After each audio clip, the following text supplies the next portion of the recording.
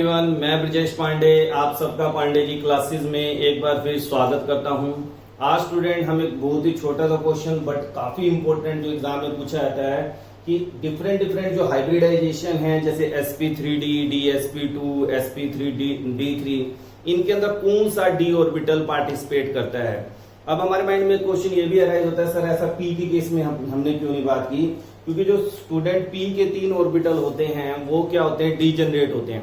Degenerate orbital ये भी होते हैं बट इनमें क्या है, जो प्रोबेबिलिटी ऑफ फाइंडिंग इलेक्ट्रॉन है उसके बेस पे हम डी ऑर्बिटल को दो टाइप में डिवाइड कर सकते हैं। जैसे कि अगर आप देखें डी एक्स वाई, तो इसमें जो प्रोबेबिलिटी ऑफ फाइंडिंग इलेक्ट्रॉन है स्टूडेंट वो एक्स और वाई एक्सिस के अलोंग है। जैसे X Y, D Y Z में वाई जेड, जेड एक्स है एक्स जेड। तो जो प्रोबेबिलिटी ऑफ फाइंडिंग इलेक्ट्रॉन है स्टूडेंट वो in between the axis lie करती है। तो ये काफी इंपॉर्टेंट पॉइंट है जो आपको समझना चाहिए कि डी के ऑर्बिटल को हम दो टाइप में डिवाइड करते हैं। 3 ऑर्बिटल ऐसे हैं जो इन बिटवीन द एक्सिस लाई करते हैं स्टूडेंट। ये कहां पे तीनों लाई करते हैं, इन बिटवीन द एक्सिस। मगर ये जो 2 ऑर्बिटल है ये अलोंग द एक्सिस। इनमें जो प्रोबेबिलिटी ऑफ फाइंडिंग इलेक्ट्रॉन है D X square minus Y square. अगर इसका स्ट्रक्चर बनाए स्टूडेंट, आपने पहले भी इसका स्ट्रक्चर बना चुके, कोऑर्डिनेशन में काफी डिटेल में हम बात कर चुके हैं। और डी जेड स्क्वायर की बात करें तो ये इसकी क्या होती है स्टूडेंट, हमारी शेप होती है। तो हम इन दोनों में क्या होता है, जो प्रोबेबिलिटी ऑफ फाइंडिंग इलेक्ट्रॉन है वो अलोंग द एक्सिस है, इन 3 ऑर्बिटल में इन बिटवीन द एक्सिस है, जिसकी वजह से डी ऑर्बिटल कौन सा पार्टिसिपेट करेगा, कॉन्सेप्ट थोड़ा डिफरेंट हो जाता है।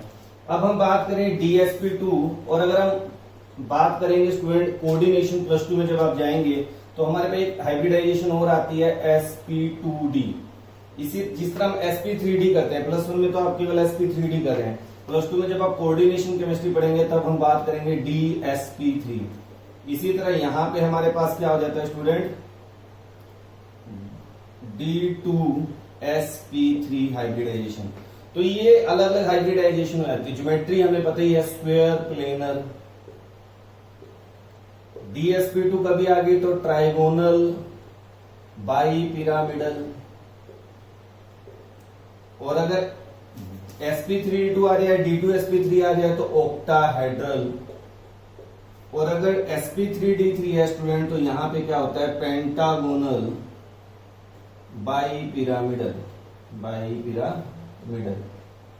अब क्वेश्चन ये अराइज होता है जिसके लिए वीडियो बनी है कि सर हाइब्रिडाइजेशन में कौन सा डी ऑर्बिटल पार्टिसिपेट कर रहा है। dsp2 और sp3d2 अगर हाइब्रिडाइजेशन आ जाती है स्टूडेंट तो आपको क्या याद रखना है, जैसे s p के 2 ऑर्बिटल हैं px py, कोई भी तीनों ले सकते हैं क्योंकि तीनों क्या है सेम एक्सिस के अलोंग लाई करते हैं। अब d की बात करें स्टूडेंट तो d में कौन सा आएगा, आपको याद रखना पड़ेगा dx square minus Y square. ये आपको याद रखना पड़ेगा। जब भी sp3d या dsp3 हाइब्रिडाइजेशन में आपसे पूछा जाए कौन सा डी ऑर्बिटल इस्तेमाल होगा स्टूडेंट, तो px py pz, यहां तक तो कोई दिक्कत नहीं है, p के तो सारे।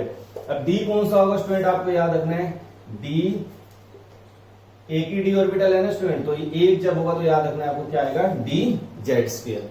इसी तरह नेक्स्ट में अगर हम बात करें sp3d2 तो यहाँ पे s px py pz।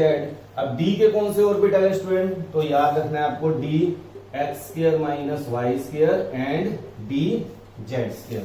और लास्ट में हम बात करें 3 d ऑर्बिटल हैं और तीनों सेम कौन कौन से हमारे पास आपको पता ही है, s px py pz। अब ध्यान दीजिए बेटा, d xy d yz d zx।